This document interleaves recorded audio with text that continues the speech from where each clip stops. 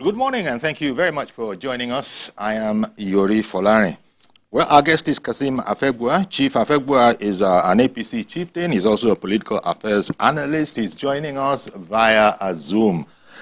Good morning to you, Kasim.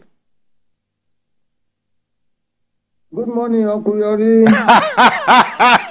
I like that. Chief Kasim, a fine morning to you. Thank you very much. Thank you.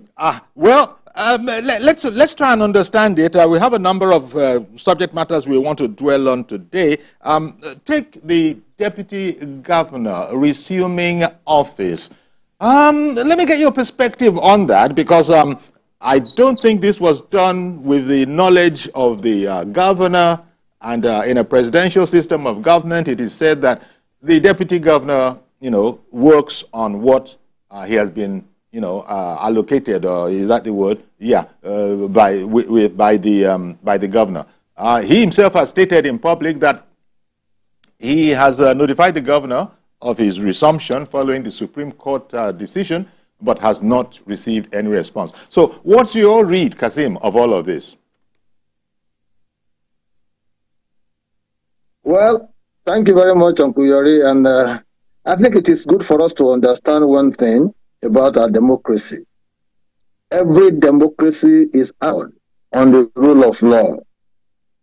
And so when a deputy governor who was impeached, decided to seek redress in the law court, and the court gave him a declarative statement stating further that there was no vacancy in the first place to fill, I think the natural thing to do following that judgment is for the governor to recognize, in line with the rule of law, that the deputy governor, by virtue of that judgment, has since resumed office. The governor has also arrogated to himself the powers to interpret, court judgment. They are saying that they've gone to the appeal, and I think his lawyers didn't advise him properly. But when there's a declarative statement, it is like saying obey before complain. So if you have gone to the Court of Appeal and you have not been able to get a stay of execution, then what obtains ab initio from the Federal High Court subsists in the eyes of the law. So for the governor to be assuming to be the one to interpret that law, or because he does not like the face of deputy governor, does not suffice in this case. Whether he is going to give the deputy governor assignment to carry out is a secondary issue. What must be established is the fact that in the eyes of the law, the ousted deputy governor who has been restated by valid declarative judgment Federal High Court remains deputy governor of the state. Well, and so he has resumed in line with that judgment. Okay. All of this is fine and good in as far as it concerns the principles of law. But what is the effective import of all of this? Because clearly the governor, is not going to be giving him any chores. We already know the governor's frame of mind on this whole matter. So he's going to be putting some of our people, some of our colleagues on a program yesterday, I think that was Journalist Hangout, was saying that, the deputy governor would be doing little more than reading papers in his office, just sort of staying out his time, the time left, which I think is by September. That's when this particular administration comes to an end. So what was the, well, you've explained that going by the law, but any practical import to this?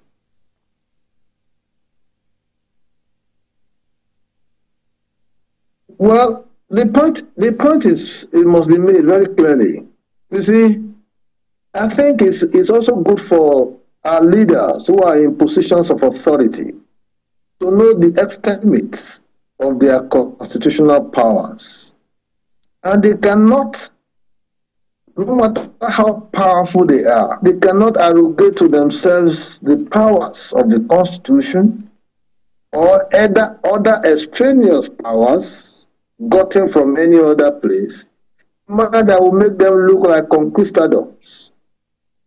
They must understand they are representing the state by virtue of the mandate gotten from the electorates.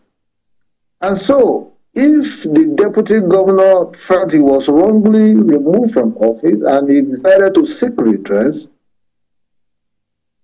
the understanding will be that the governor, who also put up, representation to defend the impeachment, and falling flat in the face of the law by virtue of want of evidence, you should respect that verdict. If you don't respect the verdict, upon which basis are you appealing? Or upon which basis are you seeking stay of execution? The mere fact that you are seeking stay of execution is an indication that you know that judgment did not favor you. So if the judgment is now being implemented and based on the declaration of the judge of the Federal High Court, then as you have to, while you are seeking your legal redress using other higher courts, as they have done now, they've gone on appeal until the verdict of that appeal comes out in the contrary. Philip Shaibu remains the deputy governor of Edo State. Indeed. You see, the point is the Federal the Court of Appeal has adjourned the case to September the 24th. And in doing that, there was nothing like stay of execution. Execution intention is being defeated by virtue of the fact that the judge refused to grant that. Then it means that the judgment ab initio must subsist. But so this idea of flexing muscles, Bando Boseki will be former government. They should know that as much as you get into the podium of leadership, it's also what you, as a holder of an office, a public office, to respect that power is transient and that you're also going to exit, whether you like it or not. Okay. Indeed. So this idea of heating up the polity of Edo State in a manner that tends to provoke negative vibes across the country does not augur well for even leadership rendition, democratic dividends for the people.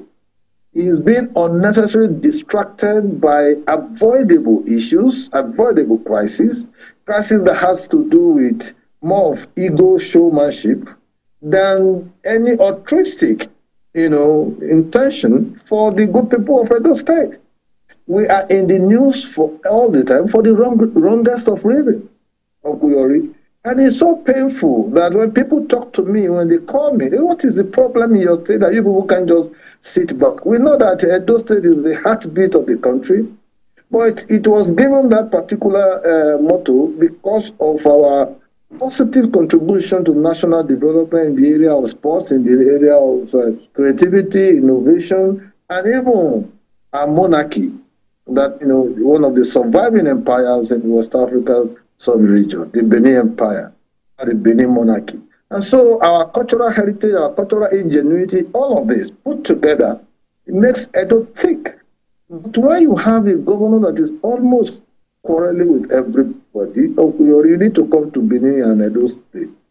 You are quarreling with everybody, you are fighting. Even if you are walking on the street, you are panicking because of the kind of gangster that has attended so much of the political life of the people in the state. Okay. You remember the incident recently about on our candidate, and even the Philip Shaibu himself, where a police inspector, Akko, was killed. Now we are waiting for justice to be served on it. And the governor is protecting those who have been invited by police, keeping them in government house. All right, then. He doesn't want them to face the music. Okay. This is the kind of state we are now. Okay. For interrupting you for a moment, let's take this clip of Shaibu himself speaking on the matter.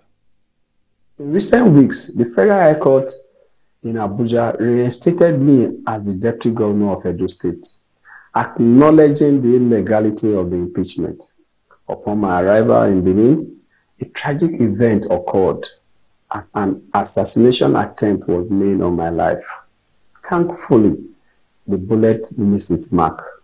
Unfortunately, hits an armed policeman assigned to the APC gubernatorial candidate for the upcoming September 21st election in Edo State.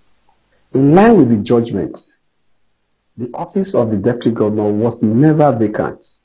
In this regard, all transactions that would have been done in my absence remain illegal, null and void, and of no effect whatsoever. Nevertheless, I want to reassure my dear people of Edo State that I am back in my role as the Deputy Governor of Edo State, ready to perform my duties, fulfill my responsibilities, and deliver on the promises of democracy. Well, there you have it. Pretty dramatic, all things considered, until very recently. Even Chief Kasim Afebua that I'm speaking with wouldn't have had as many supportive words for the gentleman, but a lot has happened in the interim. The political affiliation has changed. He's recently been accepted back into your fold, and so he's one of yours now. Politics can be interesting like that, right, Kasim?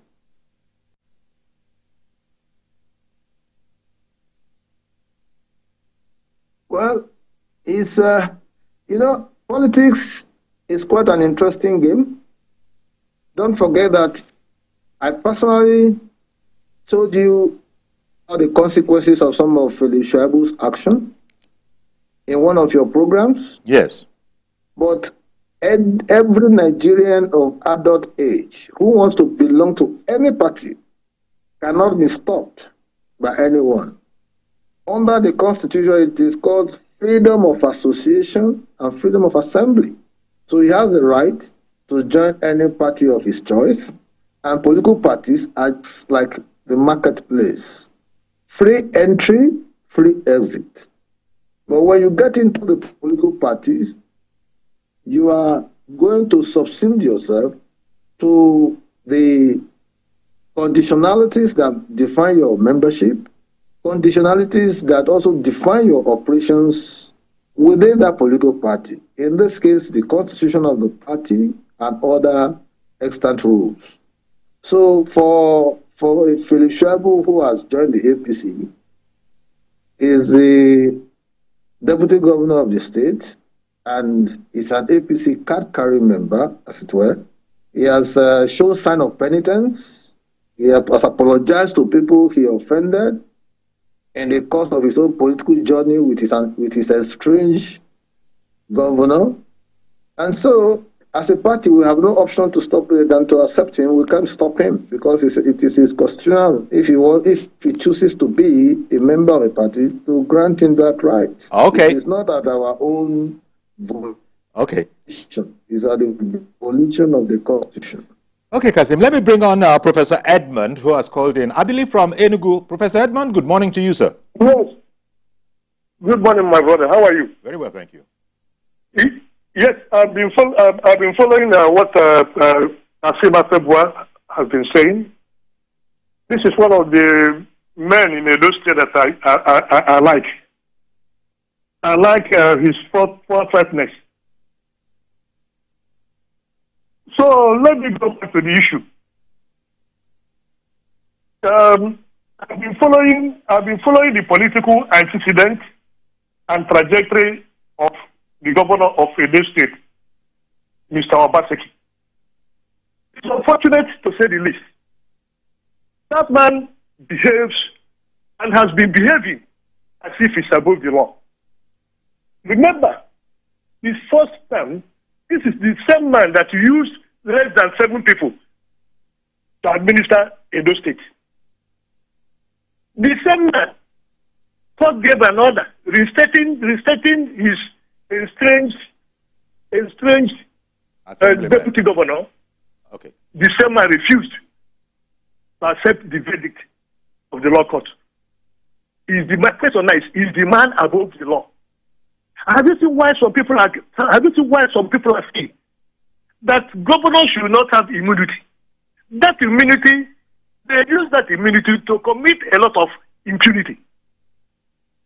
So it's unfortunate that that man has portrayed Edo in a very bad light. I'm sorry to use this words. And this is what I've been seeing going on in Edo State under Obaseki. Straight from APC to PDP, he's sticking the same problem with the people of Edo State. That man should be called to order. He's not above the law. Nobody is above the law. That's what the Constitution says. He should respect the Constitution and respect the legal rights of Shaibu. Before challenging whether he accepts or not, let him first of all do what the court said. That is my own submission. Well, thank you very much. Let that man trade softly. Let him trade softly. Thank you very much. He's behaving like, sorry to his voice, he's behaving like a gangster. Oh dear. Well, enough said, Prof. Thank you very much. Thank you very much for that contribution. So here we are. Yeah, as the professor said, he's been following, along with millions of Nigerians, both at home and abroad, the goings-on politically in Edo State. And it's politics, twists and turns here and there. But let me ask you this, Chief Kasim. Do you think this is going to have an effect, an impact on the oncoming governorship election?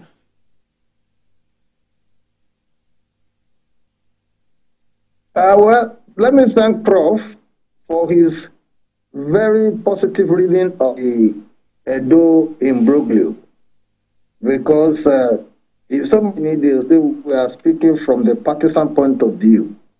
But I'm happy that some calling from Enugu is very conversant with the nuances of the political emanations in Edo State, expert to tendencies the governor. And that takes me to the point you raised about whether it will have impact in the forthcoming election. Very much so. You can come to Edo and do your own assessment. Edo people, in majority, are tired of the quarrelsome and combative nature of their governor. The governor quarrels with virtually everybody. He's at crisis with the Benin monarchy, the highly respected Benin monarchy. He has been battling with ownership of artifacts that were returned. Rather than build the Edo Museum and the Palace Ground, he is building Edo Museum of West African Arts in a central hospital that has lasted over 100 years. He demolished that hospital, exposing Edo people to danger in terms of their health care, and is building Edo Museum of West African Arts by outsiders who do not understand the cultural ingenuity and even the importance of those artifacts that were returned. You know, so you have the governor fighting with members of his legacy group, that the PDP, the aborigines of the PDP, those who received him into the party in 2020 when he was voted out of the APC. He's fighting with them. He's fully the national vice chairman of the PDP, South. Is fighting with his deputy governor, who used to be his very supportive, deputy. He's fighting with other members of the PDP who are not doing his bidding. And so when you have a man who's, tickle of faith is anchored on divide and rule tactics, spreading disharmony and hatred across the homogeneous entity of the narration, then you can imagine what impact that will have on the elections. We are waiting for September 21st to punish the governor and his anointed godson, with our votes, so that there could be a breather, for the sanity and homogeneity of purpose of the average Edo mind. All right, then. We are tired of sorry to interrupt. quarrel. Chief Afebua, I beg your pardon for interrupting. Yeah. Sorry to interrupt. Just to say, first of all, that if people are curious, we are having some challenges, difficulties. Chief Afebua is connected to us via Zoom, and there are some challenges there. But his sound is good because we sort of have put a redundancy factor on it. We're able to get his voice, and the picture might not necessarily match up. That explains why you're seeing me when he is speaking. Please bear with us, and as soon as it improves, of course, you'll be seeing the two in synchronization.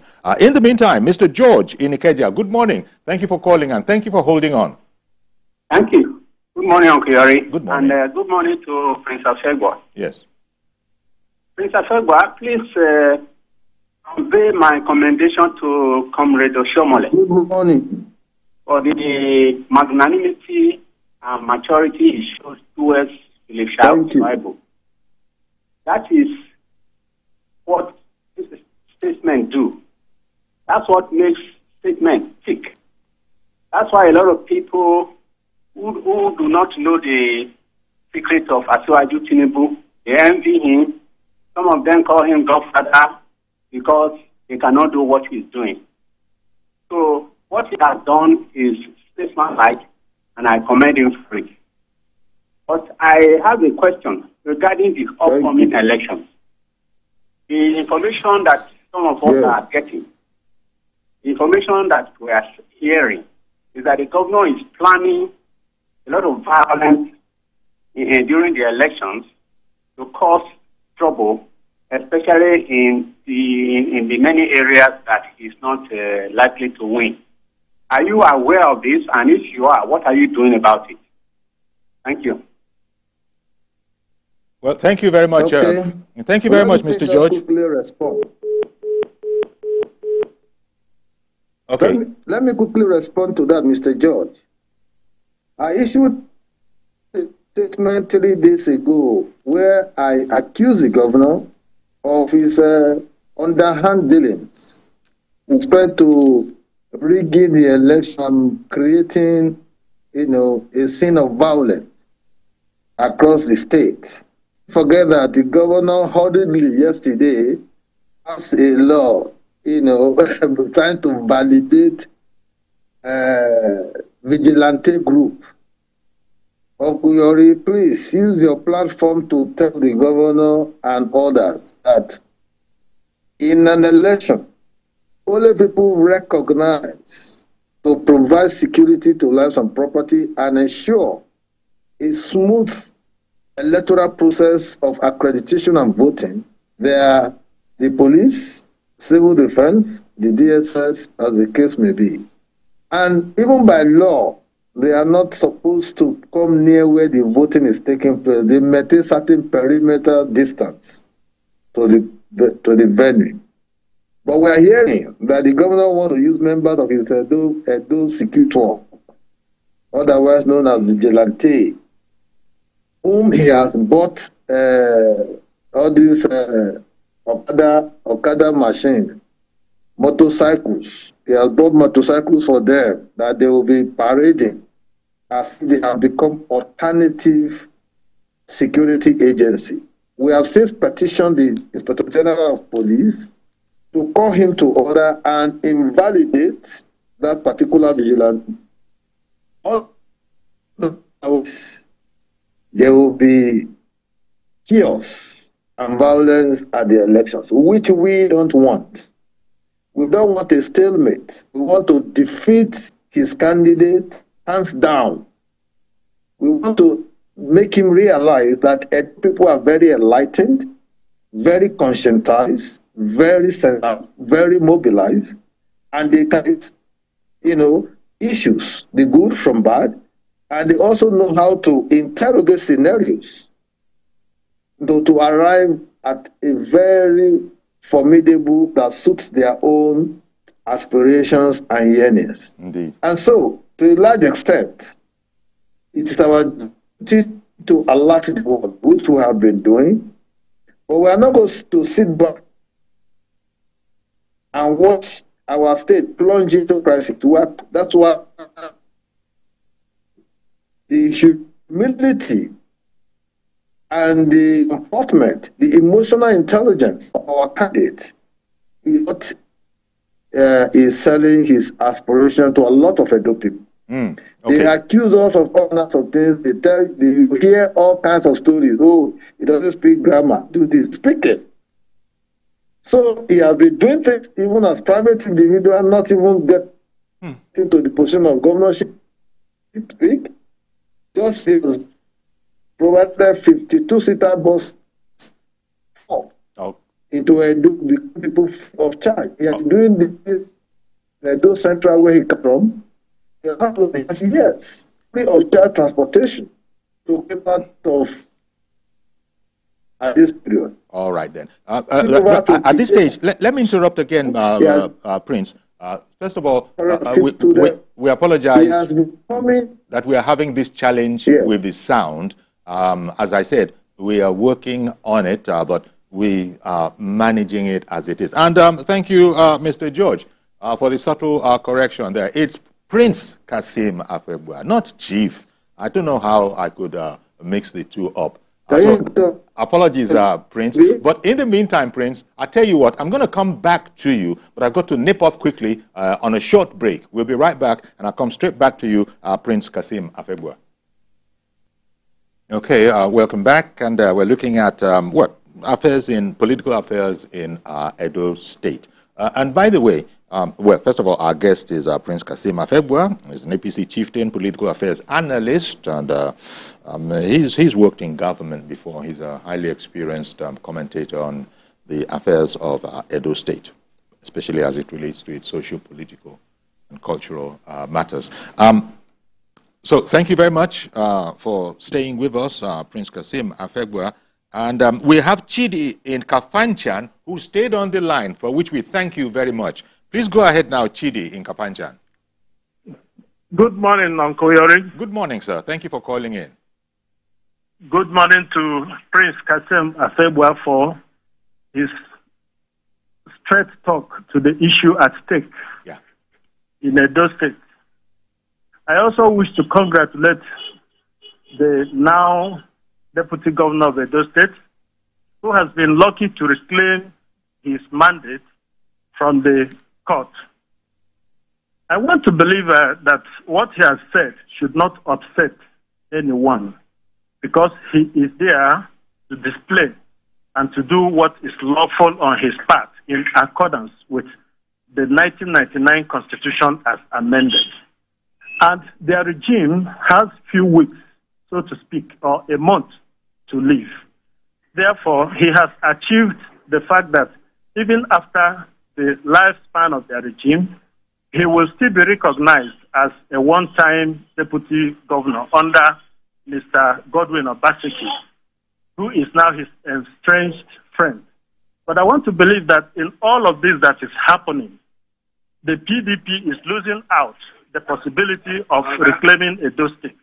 And it is simply going to be on the side of the APC to get Edo State back. But willy-nilly, my candid advice is for all the people there to do the needful to ensure peace, prosperity, good governance, and a host of other good things that can be achievable under a democratic rule. Thank you very much. Thank you, Prince Kazim, and God bless Nigeria. Thank you very much for that call. And I said, once again, thank you for staying on. That was a marathon stay. You stayed right through the break, right up until now. Prince Kasim, in relation to what he was speaking about, political heavyweights of APC from Edo South sort of gathered yesterday. Edo South Senatorial District gathered yesterday to strategize, I would imagine, or it is, to strategize on how to, democratically oust the PDP from power in Edo State. And by the way, I didn't say it before, but I think you should be able to take it for granted by now, talking to our viewers now. We warmly invite anybody, any supporter of the other side. In this case, it might well be Governor Obaseki or his spokespeople. We warmly invite them to call in as well if they feel that they have anything to say. I just thought I'd slip that in. So I wanted to go back, Prince Kasim, to that matter of was it some sort of a coincidence that the Edo South Senatorial District bigwigs in the APC gathered yesterday? Or was it recently? Not yesterday. Was it? I think it was yesterday. Prince, I hope we're still in communication. Can you hear us? It was not a coincidence. We organized a meeting because today is the general rally of APC for Edo South. Yesterday was a precursor to the rally that is being held today. With you on this program, I'm headed straight to the venue of the rally. And the reason for the meeting of yesterday is for us to rub minds, to organizing a heat-free rally, and also finding, working out the modalities and the logistics of ensuring that those who will be attending from the 7 local governments of Edo South will come, without any hitch, any let or hindrance. And so we are organizing today. Tomorrow we're going to Edo Central, holding at Uromi. The next tomorrow we'll be going to Auchi for Edo North. And before we commence from local government to local government, ward to ward, and all of that. September 21st is just by the corner. So we don't have the luxury of, we need to, quickly use this opportunity and platforms to inform Edo people. The need for them to vote for APC, the need for them to also understand where we are coming from and why it's incumbent upon them to vote out this government, because the present government in Edo State has been very acquisitive, has been very wasteful, and hasn't really, delivered on electoral promises. I'll give you a typical example. As we speak now, Yori, Edo State is number 3rd in the hierarchy of states in indebtedness across the country. We are owing 570 billion. From 43 billion that the governor inherited, at a time that we are getting improved allocation from federal government, particularly under the new president, President Bola Ahmed Tinubu. Since June last year till June this year, Edo has received 184 billion from federal allocation, has received 22.3 billion from 13% derivation fund, and has also received 17 billion from palliative support and security support that the federal government is giving to states. And if you reconcile that with the 4 billion internally generated revenue that we're getting in the state, multiplied by 12, that's 48 billion, you'll be getting about 271 billion in 1 year. Uncle Yori, come to Edo and tell me where even 15 or 20 billion has been spent in the last 1 year. There's too much of waste. There's too much of there's in all manners of figures without corresponding impact in terms of practical terms. Even rice that were distributed by federal government, 20 trucks, the state government went and hid them in PDP chieftain's home. During the end protest, what happened? The bubble got busted. So there are quite a number of issues. Even as of yesterday, I was told from the Ministry of Agri, Federal Ministry of Agri, that 8 trucks of fertilizer were delivered to Edo and every other state in the Federation, about 300,000 fertilizer to 8 farmers. But when we had a meeting with the Farmers Association of Edo State branch on Sunday, they told us categorically that they've not seen the color of one bag of fertilizer. So there are so many things going on. You collect rice, you rebag them, you put Edo State in sync, you want to be giving them to your own people and all of that. That shouldn't be the motivation, that shouldn't be the narration. Okay, one moment please. Prince, let me just say, let me just about 13 months. Sorry? Sorry, I was just going to say again that we, warmly invite anybody from the other sides to weigh in on these matters. If the PDP, community in Edo State wants to weigh in on this matter, we welcome them warmly. And in that connection, well, I shouldn't say in that connection, we just want to hear if there are any. They should, when you are inviting them, invite me so that because they will tell you lies. They are champions in telling lies. Okay. They will tell lies. Let them come. I will interrogate them. We will ask them questions. Okay. Ade in the UK. Good morning to you. Ade has called in from the UK. Prince. Good morning. Prince, Ade has called in from the UK. Let's hear it from Ade in the UK. Good morning. Yeah, can you hear me? Yes, we can hear you. I wish APC success in this coming election. I believe APC will win the election. I believe that strongly. But I don't blame Obaseki. I blame the judiciary for what's happening in most of the political system in Nigeria. I blame the judiciary. Mr. Yori, tell me anywhere in the world where you see a parliamentary House Assembly, 3 people, and the governor brought the 3 people to his own office, and they're passing law. And court is just delaying. Nothing is happening. Where is corruption there? 3 people, just 3 people. I've never had it in my life. And they are going to court. Court is granting them something in Nigeria. So we are blaming Obaseki, who manage 9 people in the assembly, which is wrong. And anyway, that one also is the judiciary. So the judiciary is not helping the system of politics in Nigeria. That is the problem. So look at what Obaseki has put that state to now, debt. I believe that by God's grace, APC will win that state. Then they will probe and investigate. But at the same time, he can go to court and get a perpetual injunction. And court will give him, don't probe this man. I never had it in my life. All right. You know, that a court will give such judgment. Okay. So that is, let's focus on the judiciary. But God will help my country. God bless Nigeria. Thank you very much, Mr. Ade, for calling in from the UK. God bless you. God bless you. Indeed. He puts the blame for the situation, at least part of it, on the judiciary. I don't know how you see that. One has to be careful because oftentimes the judiciary, especially the courts, are working according to what they call laid down principles. And oftentimes it's not understandable to, guys who are not studied in the law. You are very faint. I hope you can hear me. Yes. You are very faint. Yes, yes, we can hear you. I'm sorry that I'm sounding faint to you. I have apologized for our connection. But I was saying that, did you hear the caller from the UK, Ade, and him blaming everything on, most of this on the judiciary? Yes. I had a man. Yes. Once again, we're really sorry about this. Can you hear? Yes, barely. Yes, barely. We can hear you barely, but we're soldiering on. Please continue. Can you hear me now? Yes, yes. Please continue. Continue, Prince. Yeah.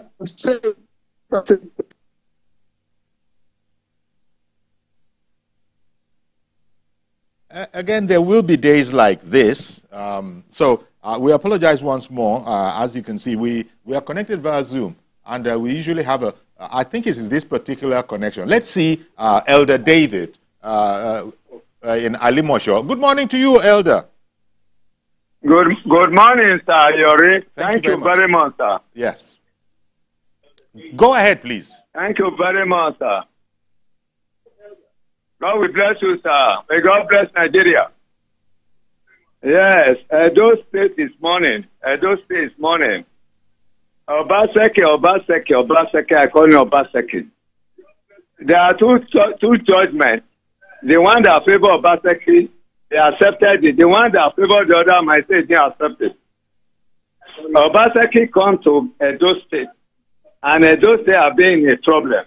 And I want to remind you, you have 4 regions as 1963. That is the old Western region it was carved out. You have Enugu as Eastern region, headquarters. You have Kaduna as Northern region, as headquarters. You have Western region, Ibadan. You have Edo, that Benin City, as 1963. But today, Edo is the worst. Under Obaseki, it is very unfortunate. Obaseki came in 2016. May God bless our leader, Shimole. It is not God. He has done his best. But this man, since he came in, there's the problem. It's a state with two heads. They have enemy in the left, they have in the right, they have in the back, they have in the front. But I want to assure you of one thing. God never sleeps. In this election, for Pasaki is not defeated, is not defeated, I, David, will not contribute on this platform again. God has given his own judgment. And may God bless whatever Afegwa is telling you now. And may God bless him. May God bless Oshimole. May God bless the good system of Edo State. May God bless the Upper Benin. All these are people this man have offended. And by the grace of God, by 24th of September, this man will be rooted out. Every Edo State member, I don't want to see him. I will see how he's going to win the election. He's just deceiving himself. Then Shaibu has repented, and one of those who was against him, now has repented. We are forgiving him. Oshimori should forgive him. Afegwa should forgive him. Even Edo State should forgive him. And the man that we are after now is Obaseki. And may God forgive Obaseki. And by this time next year, by grace of God, God will do his own job. All right, then, Elder David. Okay, Elder David, thank you very much. I think we get it. We get that you are in full support of the APC in Edo State. Well, I did invite the PDP to weigh in on the matter and contribute, but they haven't been able to. And unfortunately, I think we're going to have to wrap it up here because I could see that Prince Afegwa has a challenge in hearing us clearly. It's not as clear as, I think it's a bandwidth matter, but whatever it is, I'm going to thank you very much, Prince Afegwa, for coming on and soldiering on in spite of the difficulties, even though you can hardly hear us. So I think we're just going to sort of put a lid on it here, if that's all right with you, Prince Afegwa. You did say you're nipping off to the to the meetings that have been scheduled. The meeting yesterday of the Edo South Senatorial District was not a coincidence, you were telling us. And so, as we can see that you have a challenge in hearing what we're saying, we're going to leave it there. Thank you very much for what you did contribute. It's been quite enlightening. So, our guest has been Kasim Afegwa, chieftain, APC chieftain, and political affairs analyst. We're going to have to leave it here because, as you can see, those challenges are excruciating. Thank you very much once again, Prince Kasim Afegwa, for joining us on the program. And thanks to all those who called in. Maybe the PDP will reach out to us if they didn't want to call on this particular program, because we do often want to hear a balanced view of the matter. Probably that's not the way they see it. Well, we'd like to hear whatever is the way that they see it, so they can always get in touch with us. They know how, and then we'll see how that goes. So that's our program today. Do please join us tomorrow for a fresh edition. I am Yori Folarin. Bye-bye for now.